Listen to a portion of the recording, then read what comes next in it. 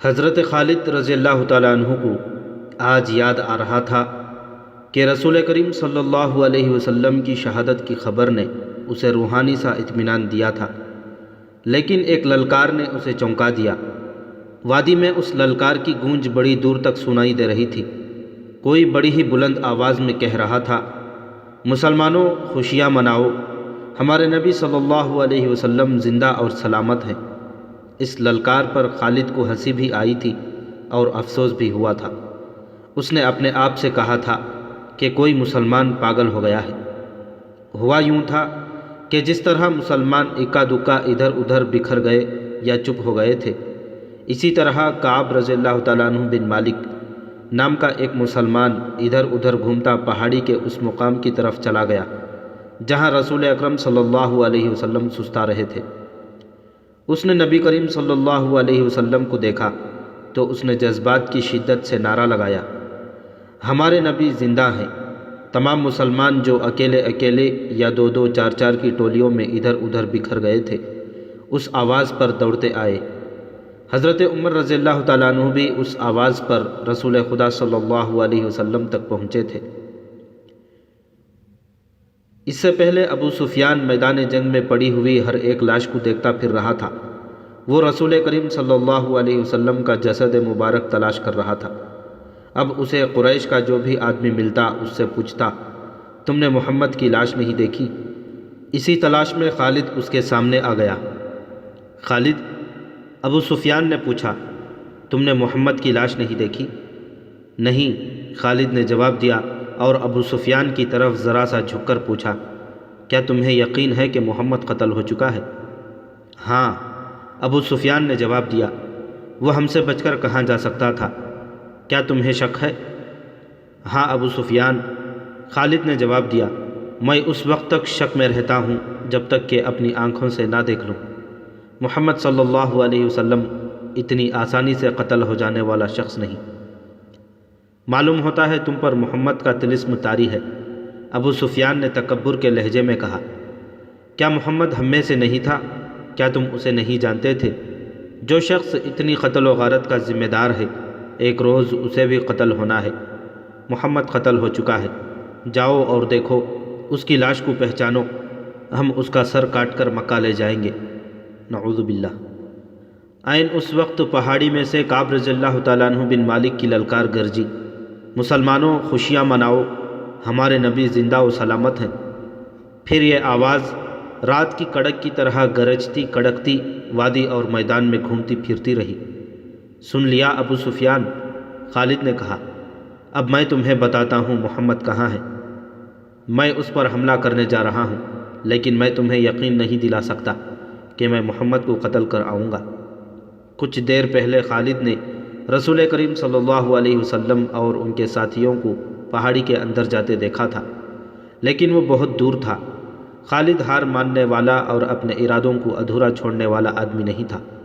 اس نے اپنے چند ایک سواروں کو ساتھ لیا اور پہاڑی کے اس مقام کی طرف بڑھنے لگا جدھر اس نے رسول کریم صلی اللہ علیہ وسلم کو جاتے دیکھا تھا۔ مشہور مورخ ابن ہشام کی تحریر سے پتہ چلتا ہے کہ رسول اکرم صلی اللہ علیہ وسلم نے جب خالد کو اپنے سواروں کے ساتھ اس گھاٹی پر چڑھتے دیکھا جہاں آپ تھے تو آپ کے منہ سے بے ساختہ دعا نکلی، خدائے ذوالجلال انہیں اس وقت وہیں کہیں روک لے۔ خالد اپنے سواروں کے ساتھ گھاٹی چڑھتا جا رہا تھا۔ وہ ایک درہ سا تھا جو تنگ ہوتا چلا جا رہا تھا۔ گھوڑوں کو ایک قطار میں ہونا پڑا۔ رسول کریم صلی اللہ علیہ وسلم زخمیوں سے چور پڑے تھے۔ حضرت عمر رضی اللہ تعالیٰ عنہ نے جب خالد اور اس کے سواروں کو اوپر آتے دیکھا تو وہ تلوار نکال کر کچھ نیچے اترے۔ ولید کے بیٹے حضرت عمر رضی اللہ تعالیٰ عنہ نے للکارا، اگر لڑائی لڑنا جانتے ہو تو اس درے کی تنگی کو دیکھ لو، اس چڑھائی کو دیکھ لو، کیا تم اپنے سواروں کے ساتھ ہمارے ہاتھ سے بچ کر نکل جاؤ گے؟ خالد لڑنے کے فن کو خوب سمجھ سکتا تھا۔ اس نے دیکھ لیا تھا کہ یہ جگہ گھوڑوں کو گھما پھرا کر لڑانے کے لیے موزوں نہیں بلکہ خطرناک ہے۔ خالد نے خاموشی سے اپنا گھوڑا گھمایا اور اپنے سواروں کے ساتھ وہاں سے نیچے اتر آیا۔ جنگ احد ختم ہو چکی تھی۔ قریش اس لحاظ سے برتری کا دعویٰ کر سکتے تھے کہ انہوں نے مسلمانوں کو زیادہ نقصان پہنچایا تھا، لیکن یہ جنگ ہار جیت کے بغیر ختم ہو گئی تھی۔ لیکن یہ ہماری شکست تھی۔ خالد کو جیسے اپنی آواز سنائی دے رہی تھی۔ مسلمانوں کی نفری 700 تھی اور ہم 3000 تھے۔ ہمارے پاس 200 گھوڑے تھے۔ ہماری فتح تب ہوتی جب ہم محمد کو قتل کر دیتے۔ خالد نے اپنے آپ میں جھنجھناہٹ سی محسوس کی۔ اس پر ایسی کیفیت طاری ہو گئی کہ اس کے دانت بجنے لگے۔ اسے جنگ کا آخری منظر یاد آنے لگا تھا۔ اس نے اس بھیانک یاد کو ذہن سے نکالنے کے لیے سر کو جھٹکا دیا، لیکن مکھیوں کی طرح یہ یاد اس کے ارد گرد بھن بھناتی رہی۔ اسے اپنے آپ میں شرم سی محسوس ہونے لگی۔ جنگجو یوں نہیں کیا کرتے۔ خالد جب حضرت عمر رضی اللہ تعالیٰ عنہ کی للکار پر واپس آ رہا تھا تو اس بلندی سے اس کی نظر میدان جنگ پر پڑی۔ وہاں لاشیں بکھری ہوئی تھیں، شاید ان میں بے ہوش زخمی بھی ہوں گے۔ لاشوں اور زخمیوں کو اٹھانے کے لیے نہ ابھی مسلمان آگے بڑھے تھے نہ اہل قریش۔ خالد کو ابو سفیان کی بیوی ہند نظر آئی۔ وہ ہاتھ میں خنجر لیے ہوئے دوڑی چلی آ رہی تھی۔ اس کے اشارے پر قریش کی وہ عورتیں جو قریش کے لشکر کے ساتھ آئی تھیں اس کے پیچھے پیچھے دوڑی آئی۔ ہند ہر ایک لاش کو دیکھتی تھی۔ وہ اونچے قد کی اور فربہی مائل جسم کی پہلوان قسم کی عورت تھی۔ وہ ہر ایک لاش کو دیکھتی تھی۔ کوئی لاش اوندھے منہ پڑی نظر آتی تو وہ پاؤں کی ٹھوکر سے اس لاش کو سیدھا کر کے دیکھتی تھی۔ اس نے اپنے ساتھ کی عورتوں سے کہا کہ وہ حمزہ رضی اللہ تعالیٰ عنہ کی لاش تلاش کریں۔ اسے حمزہ رضی اللہ تعالیٰ عنہ کی لاش مل گئی۔ ہند بھوکے درندے کی طرح لاش کو چیرنے پھاڑنے لگی۔ اس نے لاش کے کچھ اعضا کاٹ کر پرے پھینک دیے۔ اس نے دوسری عورتوں کو دیکھا جو اس کے قریب کھڑی تھیں۔ کھڑی دیکھ کیا رہی ہو؟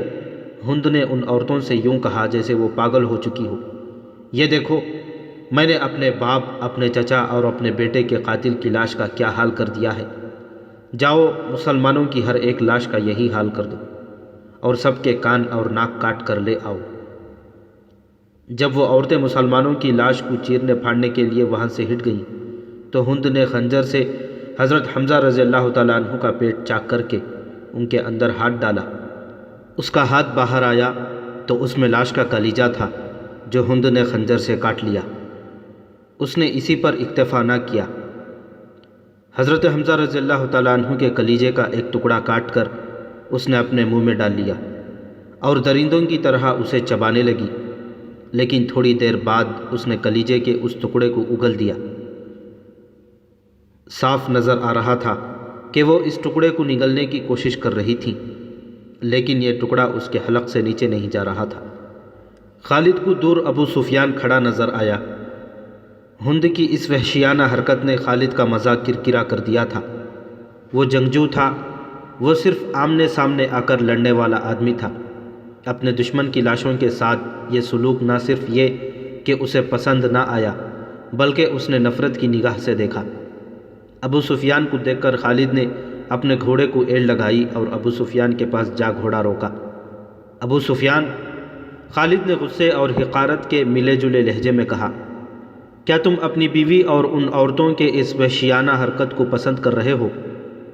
ابو سفیان نے خالد کی طرف ایسی نگاہوں سے دیکھا جس میں بے بسی کی جھلک تھی اور صاف پتہ چلتا تھا کہ اسے لاشوں کے ساتھ اپنی بیوی کا یہ سلوک پسند نہیں۔ خاموش کیوں ہو ابو سفیان؟ تم ہند کو جانتے ہو خالد؟ ابو سفیان نے دبی سی زبان میں کہا، یہ عورت اس وقت پاگلوں سے بدتر ہے۔ اگر میں یا تم اسے روکنے کے لیے آگے بڑھے تو یہ خنجر سے ہمارے پیٹ بھی چاک کر دے گی۔ خالد ہند کو جانتا تھا۔ وہ ابو سفیان کی بے بسی کو سمجھ گیا۔ ابو سفیان نے سر جھکایا، گھوڑے کی لگام کو جھٹکا دیا اور منہ پھیر کر دوسری طرف چل پڑا۔ خالد بھی اس منظر کو برداشت نہ کر سکا۔ جب ہند حمزہ رضی اللہ تعالیٰ عنہ کی لاش کا کلیجہ چبا کر اگل چکی تو اس نے پیچھے دیکھا۔ اس کے پیچھے جبیر بن مطعم کا غلام وحشی بن حرب کھڑا تھا۔ اس کے ہاتھ میں افریقہ کی بنی ہوئی وہی برچی تھی جس سے اس نے حمزہ رضی اللہ تعالیٰ عنہ کو شہید کیا تھا۔ یہاں کیا کر رہے ہو بن حرب؟ ہند نے تحکمانہ انداز میں اسے کہا، جاؤ اور مسلمانوں کی لاشوں کے ٹکڑے کر دو۔ وحشی بن حرب بولتا کم تھا۔ اس کی کوشش یہ ہوتی تھی کہ زیادہ سے زیادہ بات اشاروں میں ہی کر لی جائے۔ اس نے ہند کا حکم ماننے کے بجائے اپنا ہاتھ ہند کے آگے پھیلا دیا اور اس کی نظریں ہند کے گلے میں لٹکتے ہوئے سونے کے ہار پر جم گئیں۔ ہند کو اپنا وعدہ یاد آ گیا۔ اس نے وحشی سے کہا تھا کہ تم میرے باپ، چچا اور بیٹے کے قاتل کو قتل کر دو تو میں نے جتنے زیورات پہن رکھے ہیں وہ تمہارے ہوں گے۔ اب وحشی اپنا انعام لینے آیا تھا۔ اس نے اپنے تمام زیورات اتار کر وحشی بن حرب کے پھیلے ہوئے ہاتھ پر رکھ دیے۔ وحشی کے ہونٹوں پر مسکراہٹ آ گئی اور وہ وہاں سے چل پڑا۔ ہند پر اس وقت فتح اور انتقام کا بھوت سوار تھا۔ ٹھہر جاؤ بن حرب، ہند نے جوشیلی آواز میں اس حبشی کو بلایا۔ وہ جب اس کے پاس آیا تو ہند نے کہا، میں نے تمہیں کہا تھا کہ میرا کلیجہ ٹھنڈا کر دو تو تمہیں اپنے زیورات دوں گی، لیکن تم اس سے زیادہ انعام کے حقدار ہو۔ ہند نے قریش کی عورتوں کی طرف اشارہ کیا اور کہا، تم جانتے ہو ان عورتوں میں کنیزیں کون کون ہیں؟ دیکھو وہ جوان بھی ہیں، خوبصورت بھی، تمہیں جو کنیز اچھی لگتی ہے اسے لے جاؤ۔ وحشی بن حرب نے اپنی عادت کے مطابق خاموشی سے چند لمحے ہند کے چہرے پر نظریں گاڑی، لیکن اس کی نظریں کنیزوں کی طرف نہ گئیں۔ اس نے انکار میں سر ہلایا اور وہاں سے چلا گیا۔ کچھ دیر بعد میدان جنگ کی ہولناکی میں سے ہند کی بلند اور مترنم آواز سنائی دینے لگی۔ مورخ ابن ہشام کے مطابق اس نے ترنم سے جو نغمہ گایا اس کے الفاظ کچھ اس طرح تھے، ہم نے بدر کے معرکے کا حساب برابر کر لیا ہے۔ ایک خونریز معرکے کے بدلے ہم نے ایک خونریز معرکہ لڑ لیا ہے۔ عتبہ کا غم میری برداشت سے باہر تھا۔ عتبہ میرا باپ تھا، مجھے چچا کا بھی غم تھا، اپنے بیٹے کا بھی غم تھا۔ اب میرا سینہ ٹھنڈا ہو گیا ہے، میں نے اپنی قسم پوری کر دی ہے۔ وحشی نے میرے دل کے درد کا مداوا کر دیا ہے، میں عمر بھر وحشی کی احسان مند رہوں گی، اس وقت تک جب تک میری ہڈیاں قبر کی مٹی میں مل کر مٹی نہیں ہو جاتی۔ ابو سفیان اس بھیانک منظر کو برداشت نہ کر سکتا تھا۔ وہ پہلے ہی منہ پھیر کر جا چکا تھا۔ اس نے اپنے دو ساتھیوں سے کہا کہ اسے یقین نہیں آ رہا کہ رسول اکرم صلی اللہ علیہ وسلم زندہ ہیں۔ خالد نے دور سے کسی اور کو دیکھ کر سمجھ لیا ہوگا کہ محمد ہے، کسی نے ابو سفیان سے کہا۔ ابو سفیان یہ کہہ کر کہ وہ اپنی آنکھوں سے دیکھ کر آتا ہے، اس تنگ سے درے کی طرف چلا گیا جہاں سے خالد اپنے سواروں کو واپس لایا تھا۔ وہ ایسی جگہ جا کھڑا ہوا جہاں سے اسے مسلمان بیٹھے ہوئے نظر آ رہے تھے۔ محمد کے پیروکاروں، ابو سفیان نے بلند آواز سے کہا، کیا تم میں محمد زندہ ہے؟ رسول کریم صلی اللہ علیہ وسلم نے آواز سنی تو اپنے ارد گرد بیٹھے ہوئے مسلمانوں کو اشارہ کیا کہ وہ خاموش رہیں۔ ابو سفیان نے اپنا سوال اور زیادہ بلند آواز سے دہرایا، اب بھی اسے کوئی جواب نہ ملا۔ کیا ابو بکر تم میں زندہ موجود ہے؟ ابو سفیان نے بلند آواز سے پوچھا، اب بھی اسے کوئی جواب نہ ملا۔ 3 بار پوچھنے کے باوجود بھی مسلمان خاموش رہے۔ کیا عمر زندہ ہے؟ ابو سفیان نے پوچھا۔ اب کے بھی مسلمانوں نے خاموشی اختیار کیے رکھی۔ ابو سفیان نے گھوڑے کو گھمایا، اس نے نیچے دیکھا، قریش کے بہت سے آدمی رسول اکرم صلی اللہ علیہ وسلم کے متعلق صحیح خبر سننے کو بیتاب کھڑے تھے۔ اے اہل قریش، ابو سفیان نے چلا کر اعلان کیا، محمد مر چکا ہے، ابو بکر اور عمر بھی زندہ نہیں۔ اب مسلمان تمہارے سائے سے بھی ڈریں گے، خوشیاں مناؤ، ناچو۔ اہل قریش ناچنے اور ہلڑ مچانے لگے، لیکن گرجتی ہوئی ایک آواز نے انہیں خاموش کر دیا۔ اے خدا کے دشمن! درے کی بلندی سے حضرت عمر رضی اللہ تعالیٰ عنہ کی آواز گونجی، اتنا جھوٹ نہ بول، وہ تینوں زندہ ہیں جن کے نام لے کے تو انہیں مردہ کہہ رہا ہے۔ اپنے قبیلے کو دھوکہ مت دے، تجھے تیرے گناہوں کی سزا دینے کے لیے ہم سب زندہ ہیں۔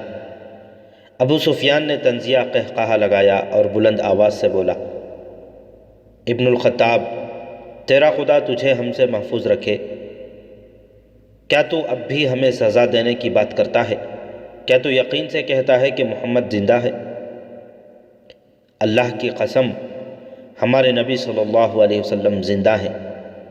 حضرت عمر بن خطاب رضی اللہ تعالیٰ عنہ کی آواز جواب میں گرجی، اللہ کے رسول صلی اللہ علیہ وسلم تمہارا ایک ایک لفظ سن رہے ہیں۔ عربوں میں یہ رواج تھا کہ ایک معرکہ ختم ہونے کے بعد دونوں فریقوں کے سردار یا سالار ایک دوسرے پر تانوں اور بھپتیوں کے تیر برسایا کرتے تھے۔ ابو سفیان اسی دستور کے مطابق دور کھڑا حضرت عمر سے ہم کلام تھا، تم ہبل اور عزا کی عظمت کو نہیں جانتے، ابو سفیان نے کہا۔ حضرت عمر نے رسول اکرم صلی اللہ علیہ وسلم کی طرف دیکھا۔ آپ صلی اللہ علیہ وسلم اونچا بول نہیں سکتے تھے۔ آپ نے حضرت عمر کو بتایا کہ وہ ابو سفیان کو کیا جواب دے، اور باطل کے پجاری حضرت عمر نے بلند آواز سے کہا، اللہ کی عظمت کو پہچان جو سب سے بڑا اور سب سے زیادہ طاقت والا ہے۔ ہمارے پاس حبل جیسا دیوتا اور عزا جیسی دیوی ہے۔ ابو سفیان نے کہا، کیا تمہارے پاس کوئی ایسا دیوی اور دیوتا ہے؟ ہمارے پاس اللہ ہے۔ رسول کریم صلی اللہ علیہ وسلم نے حضرت عمر کی زبان سے کہلوایا، جو حضرت عمر نے بلند آواز سے کہا، تمہارا خدا کوئی نہیں، جنگ کا فیصلہ ہو چکا ہے۔ ابو سفیان نے کہا، تم نے بدر میں فتح پائی تھی، ہم نے اس پہاڑی کے دامن میں تم سے انتقام لے لیا ہے، اگلے سال ہم تمہیں بدر کے میدان میں ہی مقابلے کے لیے للکاریں گے انشاءاللہ۔ حضرت عمر نے رسول کریم صلی اللہ علیہ وسلم کے الفاظ بلند آواز سے دہرائے، اب تمہارے ساتھ ہماری ملاقات بدر کے میدان میں ہی ہوگی۔ ابو سفیان نے گھوڑا موڑا، گھوڑا 2 قدم ہی چلا ہوگا کہ اس نے گھوڑے کو روک لیا۔ اے عمر، ابو بکر اور محمد صلی اللہ علیہ وسلم، ابو سفیان نے اب کے ذرا ٹھہری ہوئی آواز میں کہا، تم جب میدان سے اپنی لاشیں اٹھاؤ گے تو تمہیں کچھ ایسی لاشیں بھی ملے گی جن کے اعضا کٹے ہوئے ہوں گے اور انہیں چیرا پھاڑا گیا ہوگا۔ خدا کی قسم، میں نے کسی کو ایسا کرنے کا حکم نہیں دیا تھا، اور میں نے تمہاری لاشوں کے ساتھ یہ سلوک بالکل پسند نہیں کیا۔ اگر اس کا الزام مجھ پر عائد کرو گے تو میں اسے اپنی توہین سمجھوں گا۔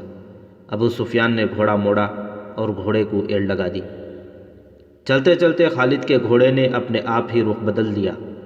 خالد نے گھوڑے کو نہ روکا، وہ سمجھ گیا کہ گھوڑے نے پانی کی مشک پالی ہے۔ کچھ دور جا کر گھوڑا نیچے اترنے لگا۔ خالد کو یہ مقام یاد آ گیا۔ جنگ احد کے بعد واپسی پر قریش نے کچھ دیر یہاں قیام کیا تھا۔ نیچے پانی کا خاصا ذخیرہ موجود تھا۔ گھوڑا بڑی تیزی سے گھاٹی اتر گیا اور پانی پر جا رکا۔ خالد گھوڑے سے کود کر نیچے اترا اور 2 زانو ہو کر چلو بھر بھر کر اپنے چہرے پر پانی پھینکنے لگا۔ ذرا سستانے کے لیے بھربھری سی ایک چٹان کے ساتھ بیٹھ گیا۔ اسے وہ وقت یاد آیا جب احد کے معرکے کے بعد اہل قریش واپس آئے تھے۔ انہوں نے مدینے سے کچھ دور آ کر قیام کیا تھا۔ اس قیام کے دوران قریش کے سردار اس بحث میں الجھ گئے تھے کہ واپس مکہ پہنچ جائے یا مسلمانوں پر ایک اور حملہ کیا جائے۔ صفوان بن امیہ نے کہا تھا، ہم شکست کھا کر نہیں آئے۔ اگر تم یہ سمجھتے ہو کہ مسلمانوں کی حالت بہت بری ہے تو اپنی حالت دیکھو، ہماری حالت بھی اچھی نہیں۔ اب مسلمانوں کے ساتھ اتنی جلدی لڑنے کا خطرہ مول نہیں لینا چاہیے، ہو سکتا ہے قسمت ہمارا ساتھ نہ دے۔ جب یہ بحث جاری تھی تو قریش کے کچھ آدمی 2 مسافروں کو پکڑ کر سرداروں کے سامنے لے آئے۔ انہیں بتایا گیا کہ یہ دونوں آدمی جو اپنے آپ کو مسافر کہتے ہیں ہمارے خیموں کے ارد گرد گھوم پھر رہے تھے، اور ہمارے 4-5 آدمیوں سے انہوں نے پوچھا کہ تم لوگ کہاں جا رہے ہو۔ ان دونوں نے ابو سفیان اور دوسرے سرداروں کے سامنے بھی یہی بیان دیے کہ وہ مسافر ہیں، اور کسی جگہ کا نام لے کر کہا کہ وہ ادھر جا رہے ہیں۔ ابو سفیان کے حکم سے ان کے پھٹے پرانے کپڑے جو انہوں نے پہن رکھے تھے اتروائے گئے تو اندر سے خنجر اور تلواریں برآمد ہوئیں۔ ان سے پوچھا گیا کہ تم نے یہ ہتھیار چھپا کر کیوں رکھے ہیں؟ خالد کی نظر بہت تیز تھی، اسے شک ہوا کہ یہ مسلمانوں کے جاسوس ہیں۔ ان دونوں کو قریش کی فوج کے سامنے کھڑا کر دیا گیا اور پوچھا گیا کہ انہیں کوئی پہچانتا ہے؟ 2-3 آوازیں آئیں کہ ہم انہیں پہچانتے ہیں، یہ یثرب مدینہ کے رہنے والے ہیں۔ اس ایک کو میں اچھی طرح پہچانتا ہوں، قریش کے ایک اور آدمی نے اٹھ کر کہا، اسے میں اپنے خلاف لڑتے ہوئے دیکھا تھا۔ تم اپنی زبان سے کہہ دو کہ تم محمد کے جاسوس ہو۔ ابو سفیان نے ان دونوں سے کہا، اور جاؤ، میں تمہاری جان بخشی کرتا ہوں۔ دونوں میں سے ایک نے اعتراف کر لیا۔ جاؤ، ابو سفیان نے کہا، ہم نے تمہیں معاف کیا۔ دونوں جو واقعی مسلمانوں کے بھیجے ہوئے جاسوس تھے اور قریش کے عزائم معلوم کرنے آئے تھے، ہنسی خوشی اپنے اونٹوں کی طرف چل پڑے۔ ابو سفیان کے اشارے پر کئی ایک تیر اندازوں نے کمانوں میں تیر ڈالے اور پیچھے سے ان دونوں مسلمانوں پر چلا دیے۔ دونوں کئی تیر اپنے جسموں میں لے کر گرے، پھر اٹھ نہ سکے۔ کیا تم اس کا مطلب سمجھتے ہو؟ ابو سفیان نے اپنے قریب کھڑے سرداروں سے کہا، جاسوس بھیجنے کا مطلب یہ ہے کہ مسلمان ہارے نہیں، وہ ابھی یا کچھ ہی عرصے بعد ہم پر حملہ کرنے کا ارادہ رکھتے ہیں۔ فوراً مکے کو کوچ کرو اور اگلی جنگ کی تیاری کرو۔ اگلے روز رسول اکرم صلی اللہ علیہ وسلم کو کسی نے آ کر بتایا کہ اہل قریش نے جہاں پڑاؤ کیا تھا وہاں اپنے دونوں جاسوسوں کی لاشیں پڑی ہوئی ہیں اور اہل قریش مکہ کو روانہ ہو گئے ہیں۔ خالد نے یہ پہلی بڑی جنگ لڑی تھی، لیکن وہ سمجھتا تھا کہ وہ مسلمانوں کو شکست نہیں دے سکا۔ آج 4 برس بعد وہ اس سوچ میں غرق تھا کہ مسلمانوں کی یہ طاقت عام انسانوں کی طاقت نہیں، کوئی راز ہے جسے وہ ابھی تک نہیں پا سکا۔ اسے اہل قریش کی کچھ خامیاں یاد آنے لگیں، کچھ باتیں اور کچھ اعمال اسے اچھے نہیں لگ رہے تھے۔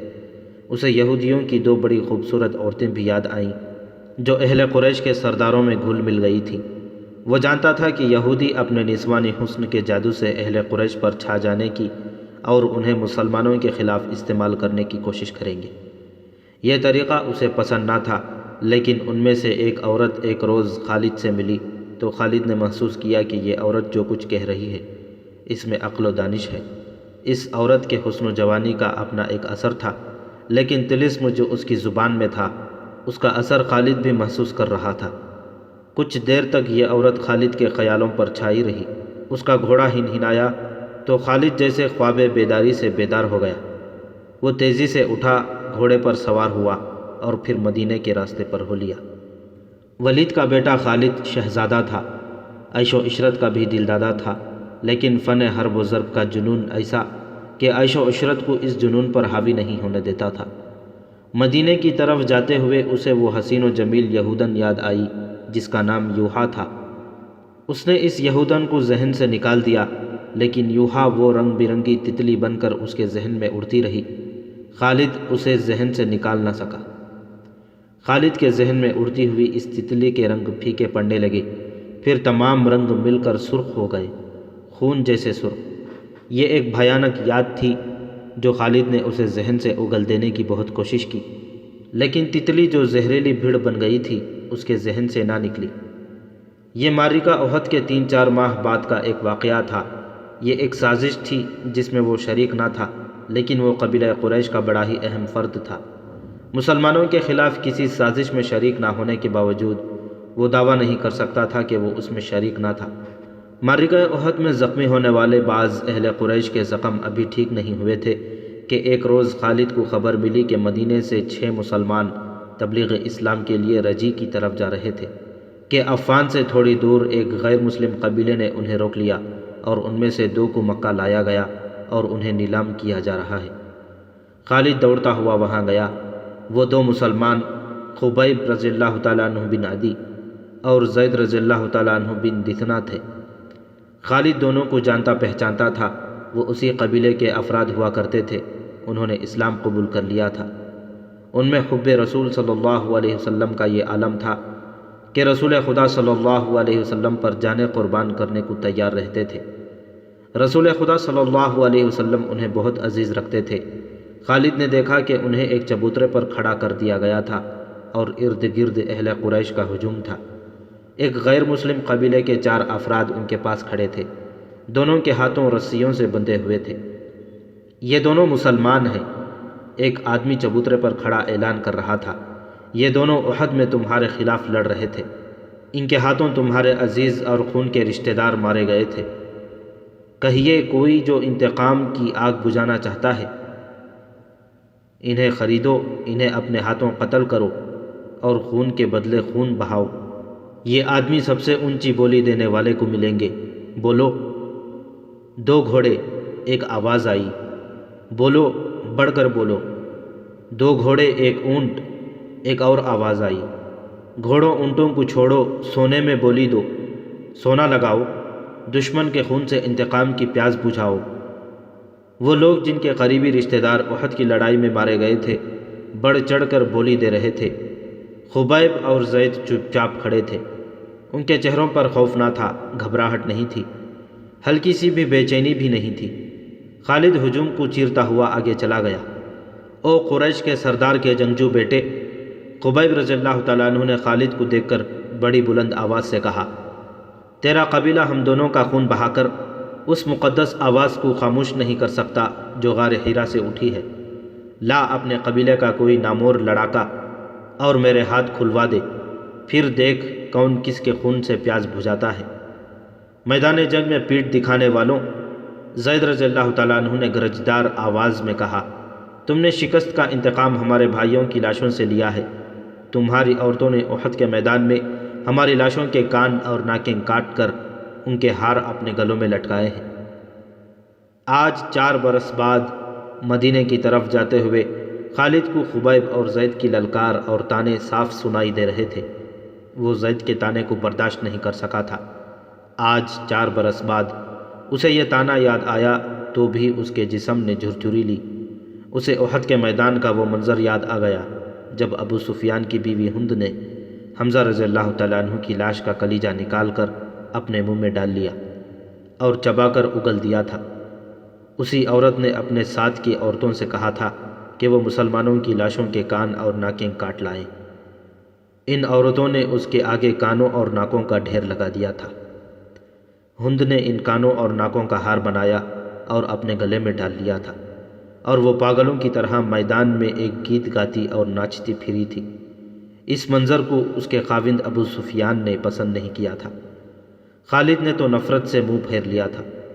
3-4 ماہ بعد 2 مسلمان جن کے ہاتھ رسیوں سے بندھے ہوئے تھے اسے تانے دے رہے تھے۔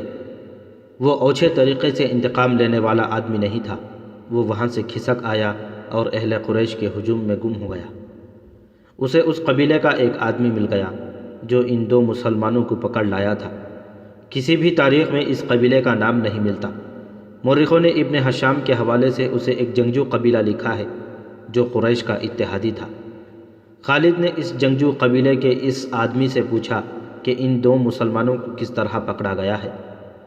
خدا کی قسم، اس آدمی نے کہا، کہو تو ہم ان مسلمانوں کے رسول صلی اللہ علیہ وسلم کو پکڑ لائیں اور نیلامی کے چبوترے پر کھڑا کر دیں۔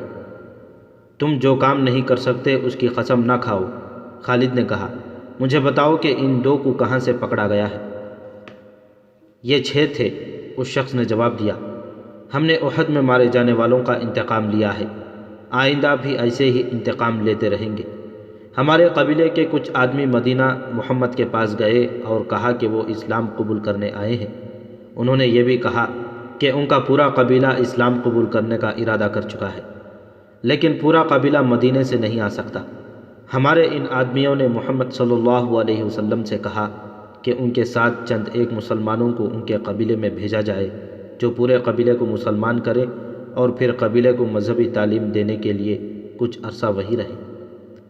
ہمارے یہ آدمی جب واپس آئے تو ان کے ساتھ 6 مسلمان تھے۔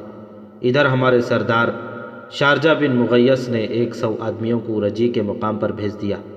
جب یہ 6 مسلمان رجی پہنچے تو ہمارے 100 آدمیوں نے انہیں گھیر لیا۔ تم سن کر حیران ہوگے کہ یہ 6 مسلمان تلواریں نکال کر 100 آدمیوں کے مقابلے پر آ گئے۔ ہم نے 3 کو مار ڈالا اور 3 کو پکڑ لیا۔ ان کے ہاتھ رسیوں سے باندھ دیے گئے۔ شارجہ بن مغیث نے حکم دیا تھا کہ مدینے سے کچھ مسلمان تمہارے دھوکے میں آ کر تمہارے ساتھ آ گئے تو ان میں سے 2-3 کو مکہ لے جانا اور انتقام لینے والوں کے ہاتھ فروخت کر دینا۔ ہم 3 کو ادھر لا رہے تھے، راستے میں ان میں سے ایک نے رسیوں میں سے ہاتھ نکال لیے مگر وہ بھاگا نہیں۔ وہ اتنا پھرتیلا تھا کہ اس نے ہمارے ایک آدمی کی نیام سے تلوار نکال لی، کیونکہ اسے ہم نے نہتہ کر رکھا تھا۔ اس نے بڑی تیزی سے ہمارے 2 آدمیوں کو مار ڈالا۔ اکیلا آدمی اتنے سارے آدمیوں کا مقابلہ کب تک کرتا؟ وہ مارا گیا اور ہم نے اس کے جسم کا قیمہ کر دیا۔ یہ 2 رہ گئے، ہم نے ان کے ہاتھ اور زیادہ مضبوطی سے باندھ دیے اور یہاں لے آئے۔ اور تم خوش ہو؟ خالد نے اسے تنزیہ کہا۔ محمد صلی اللہ علیہ وسلم کیا کہے گا؟ اہل قریش اور ان کے دوست قبیلے اتنے بزدل ہو گئے ہیں کہ اب دھوکہ دینے اور 6 آدمیوں کو 100 سے مروانے پر اتر آئے ہیں۔ کیا تم نے مجھے یہ بات سناتے شرم محسوس نہیں کی؟ کیا ان 100 آدمیوں نے اپنی ماؤں کو شرمسار نہیں کیا جن کا انہوں نے دودھ پیا ہے؟ تم نے میدان جنگ میں مسلمانوں کا کیا بگاڑ لیا تھا ولید کے بیٹے؟ اس آدمی نے کہا، کیا تم محمد کی طاقت کا مقابلہ کر سکتے ہو؟ بدر میں 1000 قریش 313 سے مار کھا آئے تھے احد کی لڑائی میں محمد کے پیروکار کتنی تعداد میں تھے؟ 700 سے کم ہوں گے، زیادہ نہیں تھے۔ قریش کتنے تھے؟ ہزاروں۔ سن خالد بن ولید، محمد کے ہاتھ میں جادو ہے، جہاں جادو چلتا ہے وہاں تلوار نہیں چل سکتی۔ پھر تمہاری تلوار کس طرح چلی ہے؟ خالد نے پوچھا۔ اگر محمد کے ہاتھ میں جادو ہے تو وہ تمہارے سردار شارجہ بن مغیث کے دھوکے میں کس طرح آ گیا؟ اس کے 4 آدمیوں کو کس طرح مار ڈالا؟ ان 2 کو محمد کا جادو آزاد کیوں نہیں کرا لیتا؟ تم جس چیز کا مقابلہ کرنے کی جرت نہیں رکھتے اسے جادو کہہ دیتے ہو۔ ہم نے جادو کو جادو سے کاٹا ہے۔ شارجہ بن مغیث کے قبیلے کے اس آدمی نے کہا، ہمارے پاس یہودی جادوگر آئے تھے، ان کے ساتھ 3 جادوگرنیاں تھیں، ان میں سے ایک کا نام یوحاوا ہے۔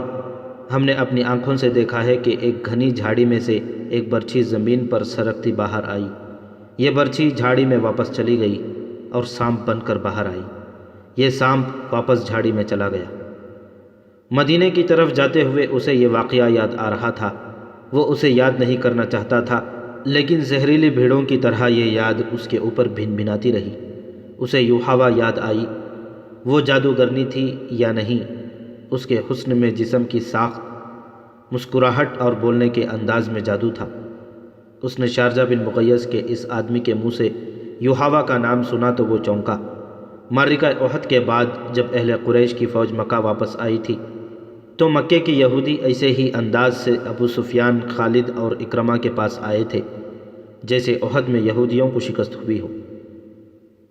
یہودیوں کے سرداروں نے ابو سفیان سے کہا تھا کہ مسلمانوں کو شکست نہیں ہوئی اور لڑائی ہار جیت کے بغیر ختم ہو گئی ہے، تو یہ اہل قریش کی شکست ہے، یہ یہودیوں کی ناکامی ہے۔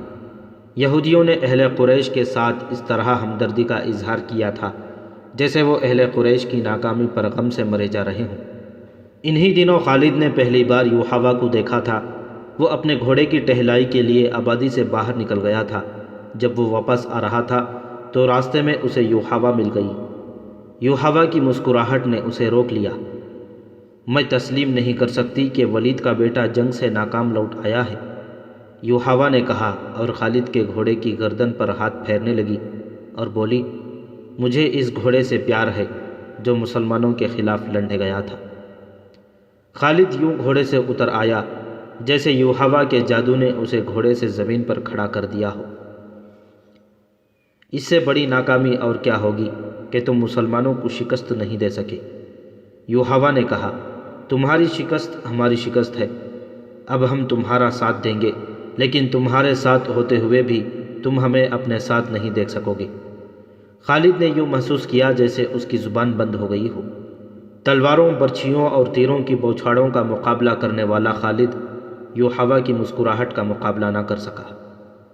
اگر یہودی ہمارے ساتھ نہیں ہوں گے تو ہمارے کس کام آ سکیں گے؟ خالد نے پوچھا۔ کیا تم سمجھتے ہو کہ صرف تیر ہی انسان کے جسم سے پار ہو جاتا ہے؟ یوحاوا نے کہا، عورت کا تبسم تم جیسے دلیر اور جری مردوں کے ہاتھوں سے تلوار گرا سکتا ہے۔ خالد اس سے کچھ پوچھنا چاہتا تھا لیکن کچھ پوچھ نہ سکا۔ یوحاوا نے اس کی آنکھوں میں آنکھیں ڈالی اور پھولوں کی پنکھڑیوں جیسی ہونٹوں پر تبسم آ گیا۔ یوحاوا آگے چل پڑی۔ خالد اسے دیکھتا رہا۔ اس نے اپنے وجود کے اندر لطیف سے جھٹکے محسوس کیے۔ اس کے گھوڑے نے کھر مارا تو خالد اپنے آپ میں آ گیا۔ وہ بڑی تیزی سے گھوڑے پر سوار ہوا اور چل پڑا۔ کچھ دور آ کر اس نے پیچھے دیکھا۔ یوحاوا رک کر اسے دیکھ رہی تھی۔ یوحاوا نے اپنا ہاتھ ذرا اوپر کر کے ہلایا۔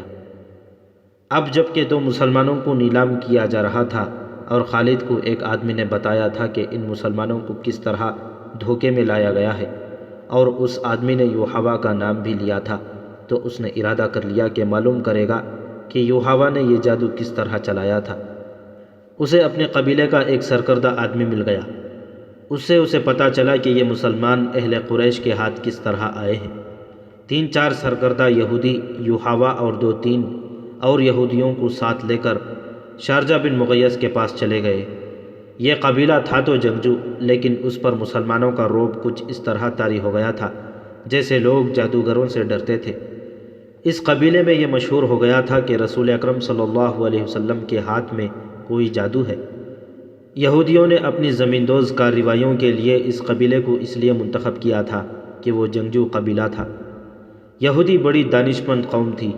انہوں نے سوچا کہ مسلمانوں کے جادو کا وہم اگر پھیل گیا تو دوسرے قبیلے بھی اس سے متاثر ہوں گے۔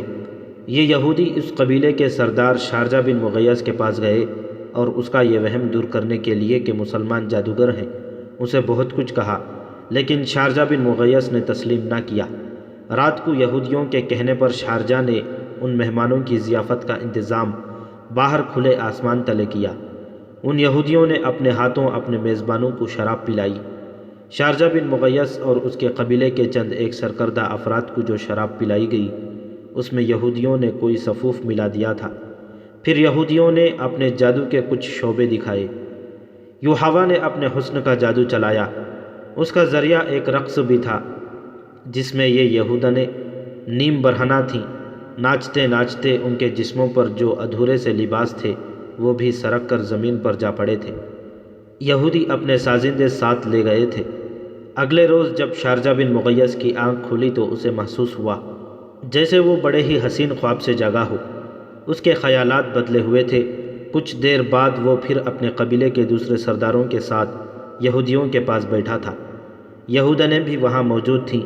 یوحوا کو دیکھ کر وہ بے قابو ہو گیا۔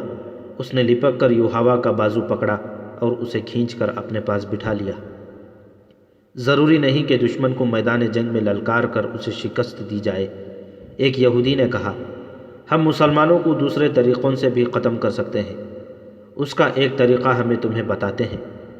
خالد کو بتایا گیا کہ ان 6 آدمیوں کو مدینے سے دھوکے سے لانے کا یہ طریقہ یہودیوں نے بتایا تھا، اور شارجہ بن مغیث نے جو آدمی رسول کریم صلی اللہ علیہ وسلم کے پاس بھیجے تھے ان میں ایک یہودی بھی تھا۔ خالد مسلمانوں کو اپنا بدترین دشمن سمجھتا تھا، لیکن اسے یہ غیر جنگی طریقے اچھے نہیں لگتے تھے۔ خالد اپنے گھر گیا اور ایک خادمہ سے کہا کہ وہ یوحوا یہودن کو بلا لائے۔ یوحوا اتنی جلدی اس کے پاس آئی جیسے اس کے بلاوے کے انتظار میں قریب ہی کہیں بیٹھی تھی۔ تم نے مسلمانوں کو کامیابی سے دھوکہ دیا ہے، خالد نے یوحوا سے کہا، اور مغیث کے قبیلے کے لوگ تمہیں جادوگرنی کہنے لگے ہیں، لیکن مجھے یہ طریقہ پسند نہیں آیا۔ میری بات غور سے سن لو خالد۔ یوحوا اس کے قریب جا بیٹھی اور اس کے ران پر ہاتھ مار کر بولی، تم اپنے قبیلے کے نامور جنگجو ہو، لیکن تم میں عقل کی کمی ہے۔ دشمن کو مارنا ہے تلوار سے مارو، تیر سے مارو، یا اسے تیکھی نظروں سے ہلاک کرو۔ تیر اور تلوار چلائے بغیر دشمن کو کوئی مجھ جیسی عورت ہی مار سکتی ہے۔ خالد یوحوا کے جسم کی تپش محسوس کر رہا تھا۔ یوحوا اس کے اتنی قریب بیٹھی ہوئی تھی کہ ایک بار یوحوا نے چہرہ خالد کی طرف موڑا تو اس کے روئی جیسے ملائم گال خالد کے گال سے جا لگے۔ خالد نے اپنے جسم میں بڑی پر لطف حرارت کی لہر دوڑتی محسوس کی، لیکن کسی خیال سے وہ ذرا پرے سرک گیا۔ آج 4 برس بعد وہ جب صحرا میں تنہا جا رہا تھا، وہ اپنے گال پر یوحوا کے رخسار کا لمس محسوس کر رہا تھا۔ اس حد تک تو وہ خوش تھا کہ یہودی ان کے ساتھ تھے، لیکن اسے یہ بھی معلوم تھا کہ یہودیوں کی دوستی میں جہاں مسلمانوں کی دشمنی ہے وہاں ان کے اپنے مفادات بھی ہیں۔ البتہ اس نے یہ تسلیم کر لیا تھا کہ یوحوا اگر جادوگرنی نہیں تھی تو اس کے سراپا میں جادو کا کوئی اثر ضرور ہے۔ خالد کا گھوڑا مدینے کی طرف جا رہا تھا۔ اس کے ذہن میں پھر خبیب رضی اللہ تعالیٰ عنہ بن عدی اور زید رضی اللہ تعالیٰ عنہ بن دثنہ آ گئے۔ لوگ ان کی بولیاں بڑھ چڑھ کر دے رہے تھے۔ آخر سودا ہو گیا اور قریش کے 2 آدمیوں نے انہیں بہت سے سونے کے عوض خرید لیا۔ یہ دونوں آدمی ان دونوں صحابیوں رضی اللہ تعالیٰ عنہ مجمعین کو ابو سفیان کے پاس لے گئے۔ ہم نے اپنے عقیدے سے ہٹ کر محمد صلی اللہ علیہ وسلم کے پاس چلے جانے والے ان 2 آدمیوں کو اس لیے خریدا ہے کہ ان اہل قریش کے خون کا انتقام لیں جو احد کے میدان میں مارے گئے تھے۔ انہیں خریدنے والوں نے کہا، ہم انہیں آپ کے حوالے کرتے ہیں، آپ قریش کے سردار اور سالار ہیں۔ ہاں، ابو سفیان نے کہا، مکے کی زمین مسلمانوں کے خون کی پیاسی ہے، ان 2 مسلمانوں کا خون اپنی زمین کو پلا دو۔ لیکن مجھے یاد آ گیا ہے کہ یہ مہینہ جو گزر رہا ہے ہمارے دیوتاؤں عزا اور حبل کا مقدس مہینہ ہے۔ یہ مہینہ ختم ہو لینے دو، اگلے دن انہیں کھلے میدان میں لے جا کر لکڑی کے کھمبوں کے ساتھ باندھ دینا اور مجھے بلا لینا۔ خالد نے جب ابو سفیان کا یہ حکم سنا تو وہ اس کے پاس گیا۔ مجھے آپ کا یہ فیصلہ اچھا نہیں لگا۔ خالد نے ابو سفیان سے کہا، ہم دگنی اور تگنی تعداد میں ہوتے ہوئے اپنی زمین کو مسلمانوں کا خون نہیں پلا سکے، تو ہمیں حق حاصل نہیں کہ 2 مسلمانوں کو دھوکے سے یہاں لا کر ان کا خون بہایا جائے۔ ابو سفیان، کیا آپ جانتے ہیں کہ مسلمانوں کو دھوکہ دینے والی 3-4 عورتیں تھیں؟ کیا آپ اپنے دشمن سے یہ کہلوانا چاہتے ہیں کہ اہل قریش اب عورتوں کی آڑ میں بیٹھ گئے ہیں؟ خالد، ابو سفیان نے بارعب لہجے میں کہا، خبیب اور زید کو میں بھی اتنا ہی اپنے قریب سمجھتا تھا جتنا تم انہیں اپنے قریب سمجھتے تھے۔ تم اب بھی انہیں اپنے قریب سمجھ رہے ہو اور یہ بھول رہے ہو کہ اب یہ ہمارے دشمن ہیں۔ اگر تم انہیں آزاد کرانا چاہتے ہو تو لاؤ، اس سے دگنا سونا لے آؤ اور ان دونوں کو لے جاؤ۔ نہیں، پردے کے پیچھے سے ایک گرجدار نسوانی آواز آئی۔ یہ ابو سفیان کی بیوی ہند کی آواز تھی۔ اس نے غصے سے لرزتی ہوئی آواز میں کہا، حمزہ کا کلیجہ چبا کر بھی میرے سینے میں انتقام کی آگ سرد نہیں ہوئی۔ اگر ساری دنیا کا سونا میرے سامنے لا رکھو گے تو بھی میں ان 2 مسلمانوں کو آزاد نہیں کروں گی۔ ابو سفیان، خالد نے کہا، اگر میری بیوی میری بات کے درمیان یوں بولتی تو میں اس کی زبان کھینچ لیتا۔ تم اپنی بیوی کی زبان کھینچ سکتے ہو؟ ہند کی آواز آئی، تمہارا باپ نہیں مارا گیا، تمہارا کوئی بیٹا نہیں مارا گیا اور تمہارا چچا بھی نہیں مارا گیا۔ تمہارا ایک بھائی قید ہوا تھا اور تم مسلمانوں کے پاس جا کر منہ مانگا فدیہ دے کر اپنے بھائی کو چھڑا لائے تھے۔ آگ جو میرے سینے میں جل رہی ہے، تم اس کی تپش سے نا آشنا ہو۔ خالد نے ابو سفیان کی طرف دیکھا۔ ابو سفیان کے چہرے پر جہاں مردانہ جاہ و جلال اور ایک جنگجو سردار کا تاثر تھا، وہاں ایک خاوند کی بے بسی کی جھلک بھی تھی۔ ہاں خالد، ابو سفیان نے کہا، جس کے دل پر چوٹ پڑتی ہے اس کے خیالات تم سے بہت مختلف ہوتے ہیں۔ کسی کو اپنا دشمن کہنا کچھ اور بات ہے، لیکن اپنے دشمن کو اپنے کسی عزیز کا خون بخش دینا بڑی ہی ناممکن بات ہے۔ تم کس کس کو قائل کرو گے کہ وہ ان 2 مسلمانوں کی جان بخشی کر دے؟ تم جاؤ خالد، ان 2 مسلمانوں کو اپنے قبیلے کے رحم و کرم پر چھوڑ دو۔ خالد خاموشی سے واپس چلا گیا۔ پھر خالد کو وہ بھیانک منظر یاد آیا جب باہر میدان میں لکڑی کے 2 کھمبوں کے ساتھ خبیب رضی اللہ تعالیٰ عنہ اور زید رضی اللہ تعالیٰ عنہ بندے کھڑے تھے۔ تماشائیوں کا چیختا چلاتا ہجوم اکٹھا ہو گیا تھا۔ ادھر سے ابو سفیان اور ہند گھوڑوں پر سوار ہجوم میں داخل ہوئے۔ ہجوم کے نعرے اور انتقامی طعنے پہلے سے زیادہ بلند ہو گئے۔ اگر اس ہجوم میں کوئی خاموش تھا تو صرف خالد تھا۔ ابو سفیان گھوڑے پر سوار دونوں قیدیوں کے قریب گیا۔ دونوں نے اسے کہا کہ وہ زندگی کی آخری نماز پڑھنا چاہتے ہیں۔ ابو سفیان نے انہیں اجازت دے دی۔ خالد اب مدینے کی طرف جا رہا تھا۔ اسے جب وہ منظر یاد آیا کہ دونوں قیدیوں کے ہاتھ کھول دیے گئے اور وہ قبلہ رو ہو کر نماز پڑھنے لگے، خالد پر اس وقت جو اثر ہوا تھا وہ اب 4 برس بعد اس کی ذات سے ابھر آیا۔ گھوڑے کی پیٹھ پر بیٹھے بیٹھے خالد کا سر جھک گیا۔ خبیب رضی اللہ تعالیٰ عنہ بن عدی اور زید رضی اللہ تعالیٰ عنہ بن دثنہ ہجوم کی چیخ و پکار سے لا تعلق اپنی موت سے بے پرواہ خدا کے حضور رکوع و سجود میں محو تھے۔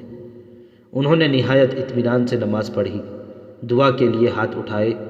کوئی نہیں بتا سکتا، تاریخ بھی خاموش ہے کہ انہوں نے خدا سے کیا دعا مانگی۔ انہوں نے خدا سے یہ نہیں کہا ہوگا کہ دشمن انہیں آزاد کر دے۔ وہ اٹھے اور خود ہی لکڑی کے کھمبوں کے ساتھ پیٹیں لگا کر کھڑے ہو گئے۔ او بدقسمت انسانوں، ابو سفیان نے بڑی بلند آواز سے خبیب اور زید سے کہا، تمہاری قسمت اور تمہاری زندگی میرے ہاتھ میں ہے۔ اپنی زبانوں سے کہہ دو کہ ہم اسلام کو ترک کرتے ہیں اور اب ہم اہل قریش میں سے ہیں اور 360 بتوں کو برحق مانتے ہیں۔ یہ اعلان کرو اور اپنی زندگیاں مجھ سے واپس لو، اگر نہیں تو موت کو گلے لگاؤ۔ یہ بھی سوچ لو کہ تمہاری موت سہل نہیں ہوگی۔ اے باطل کے پجاری ابو سفیان، زید کی آواز گرجی، ہم لعنت بھیجتے ہیں پتھر کے ان بتوں پر جو اپنے اوپر بیٹھی ہوئی مکھی کو بھی نہیں اڑا سکتے۔ ہم لعنت بھیجتے ہیں عزا اور ہبل پر جو تمہیں اگلے جہان دوزخ کی آگ میں پھینکیں گے۔ ہم پجاری ہیں اس ایک اللہ کے جو رحمان اور رحیم ہے، اور ہم عاشق ہیں محمد کے جو اللہ کے رسول صلی اللہ علیہ وسلم ہیں۔ میرا راستہ وہی ہے جو زید نے تمہیں دکھا دیا ہے۔ خبیب نے بلند آواز سے کہا، اے اہل مکہ، سچا وہی ہے جس کے نام پر ہم قربان ہو رہے ہیں۔ ہمیں نئی زندگی ملے گی جو اس زندگی سے بہت زیادہ حسین اور مقدس ہوگی۔ باندھ دو انہیں ان کھمبوں کے ساتھ۔ ابو سفیان نے حکم دیا، یہ موت کا ذائقہ چکھنے کے مشتاق ہیں۔ دونوں کے ہاتھ پیچھے کر کے کھمبوں کے ساتھ جکڑ دیے گئے۔ ابو سفیان نے گھوڑا موڑا اور ہجوم کی طرف آیا۔ عزا اور حبل کی قسم، ابو سفیان نے بلند آواز میں ہجوم سے کہا، میں نے اپنے قبیلے میں کوئی ایک بھی ایسا نہیں دیکھا جو اپنے سردار پر اس محبت اور ایثار سے جان قربان کرنے کے لیے تیار ہو جس طرح محمد کے پیروکار اس کے نام پر فدا ہوتے ہیں۔ ہند اپنے گھوڑے پر سوار کچھ دور کھڑی تھی۔ اس کے قریب اس کے چند ایک غلام کھڑے تھے۔ ایک غلام نے اپنے آقاؤں کو خوش کرنے کے لیے جوش کا یہ مظاہرہ کیا کہ برچھی تان کر دونوں قیدیوں کی طرف کسی کے حکم کے بغیر بڑی تیز دوڑا اور کھمبے سے بندھے زید رضی اللہ تعالیٰ عنہ کے سینے پر برچھی کا اتنا زوردار وار کیا کہ برچھی کی انی زید کے پیٹھ سے باہر نکل گئی۔ زید رضی اللہ تعالیٰ عنہ بن دثنہ فوراً شہید ہو گئے۔ اس غلام نے سینہ تان کر ہجوم کی طرف خراج تحسین کی توقع پر دیکھا، لیکن ہجوم کچھ اور ہی قسم کا شور بلند کرنے لگا تھا۔ تماشائی کہتے تھے کہ یہ کوئی تماشا نہیں ہوا، یہ مسلمان اتنی سہل موت کے قابل نہیں، ہمیں کوئی تماشا دکھاؤ۔ قتل کر دو اس غلام کو جس نے ایک مسلمان پر اتنا رحم کیا ہے کہ اسے اتنی جلدی مار ڈالا ہے۔ ہند نے دبنگ آواز میں کہا۔ کئی آدمی تلواریں اور برچھیاں لہراتے اس غلام کی طرف دوڑے، لیکن بہت سے آدمی دوڑ کر ان آدمیوں اور غلام کے درمیان آ گئے۔ خبردار، پیچھے کھڑے رہو، ایک آدمی نے جو گھوڑے پر سوار تھا للکار کر کہا۔ عربی خون اتنا بزدل نہیں کہ دو آدمیوں کو باندھ کر مارنے کے لیے قریش کا پورا قبیلہ اکٹھا ہو گیا ہے۔ خدا کی قسم، ابو سفیان کی جگہ میں ہوتا تو ان دونوں آدمیوں کو آزاد کر دیتا۔ یہ ہمارا خون ہے اور یہ ہمارے مہمان ہیں، ہم ان سے میدان جنگ میں لڑیں گے۔ یہ ٹھیک کہتا ہے۔ ہجوم میں سے کئی آوازیں سنائی دیں۔ دشمن کو باندھ کر مارنا عرب کی روایات کے خلاف ہے۔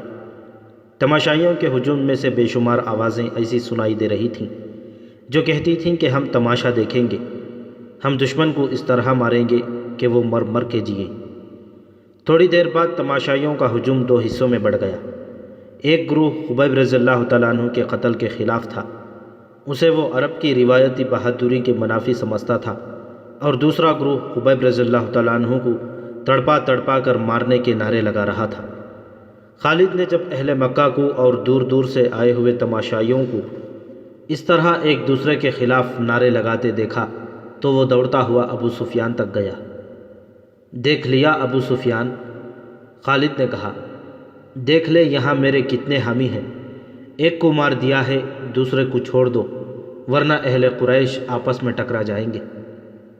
ہند نے خالد کو ابو سفیان کے پاس کھڑے دیکھا تو وہ سمجھ گئی کہ خالد بھی خبیب رضی اللہ تعالیٰ عنہ کی رہائی کا حامی ہے۔ ہند نے گھوڑے کو ایڑ لگائی اور ان دونوں کے پاس جا پہنچی۔ خالد، ہند نے سخت بھپری ہوئی آواز میں کہا، میں جانتی ہوں تم کیا چاہتے ہو، کیا تم ابو سفیان کو اپنا سردار نہیں مانتے؟ اگر نہیں تو یہاں سے چلے جاؤ، میں نے جو سوچا ہے وہ ہو کر رہے گا۔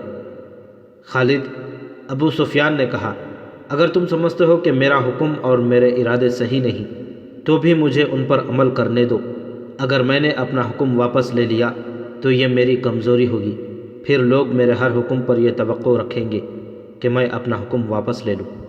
خالد کو آج مدینے کے راستے میں یاد آ رہا تھا اور اسے افسوس ہو رہا تھا کہ اس نے ابو سفیان کا حکم مان لیا تھا۔ خالد کی خوبیوں میں سب سے بڑی خوبی نظم و نسق اور اپنے سردار کی اطاعت تھی۔ اس نے اپنے سینے پر پتھر رکھ کر صرف اس لیے ابو سفیان کا حکم مان لیا تھا کہ اہل قریش میں حکم عدولی کی روایت قائم نہ ہو۔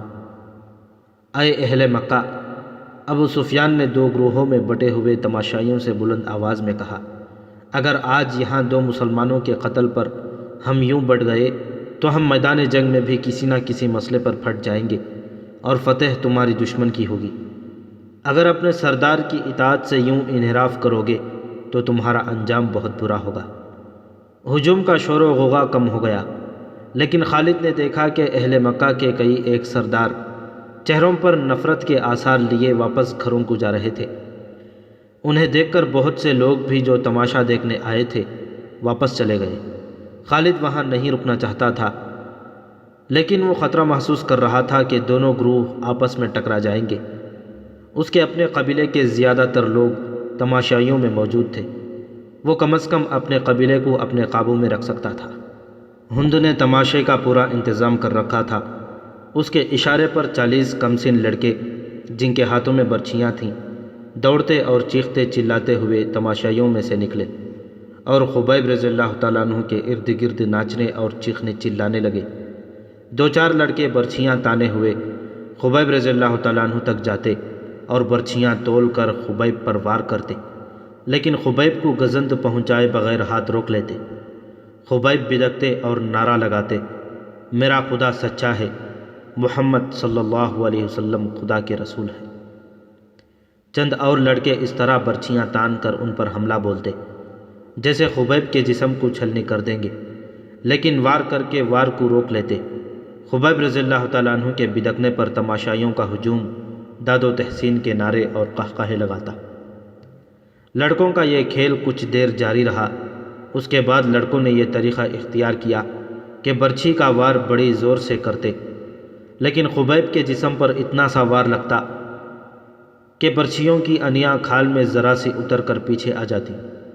بہت دیر تک یہی کھیل چلتا رہا۔ تماشائی داد و تحسین کے نعرے اور خبیب رضی اللہ تعالیٰ عنہ اللہ اکبر اور محمد الرسول اللہ صلی اللہ علیہ وسلم کے نعرے بلند کرتے رہے۔ خبیب کے کپڑے خون سے لال ہو چکے تھے۔ ابو جہل کا بیٹا اکرامہ ہاتھ میں برچھی لیے ان لڑکوں کے پاس جا پہنچا اور انہیں ہدایات جاری کرنے لگا۔ لڑکے اب اپنی برچھیاں خبیب کے جسم میں چبو رہے تھے۔ وہ گول دائرے میں گھومتے اور ناچتے تھے۔ خبیب کے جسم کا کوئی بھی حصہ ایسا نہ رہا جہاں برچھی نہ چبھی ہو۔ اب وہاں سے خون نہ ٹپک رہا تھا۔ ان کے چہرے پر بھی برچھیاں ماری گئیں۔ جب بہت دیر گزر گئی اور لڑکے ناچ ناچ کر اور برچھیاں چبو چبو کر تھک گئے تو اکرمہ نے لڑکوں کو وہاں سے ہٹا دیا۔ خبیب خون میں نہائے ہوئے تھے اور ابھی زندہ تھے۔ ہر طرف دیکھ رہے تھے۔ ان کے نعروں میں کمی نہیں آئی تھی۔ اکرمہ ان کے سامنے کھڑا ہو گیا اور برچھی تان کر خبیب کے سینے میں اتنی زور سے ماری کہ فاصلہ کم ہونے کی وجہ سے برچھی خبیب کے جسم سے پار ہو گئی۔ خبیب رضی اللہ تعالیٰ عنہ شہید ہو گئے۔ ان کی لاشیں یہیں بندی رہنے دو، ہند کی گرجدار آواز سنائی دی۔ اب کئی دن ان کی لاشوں کے گلنے سڑنے کا تماشا دیکھتے رہو۔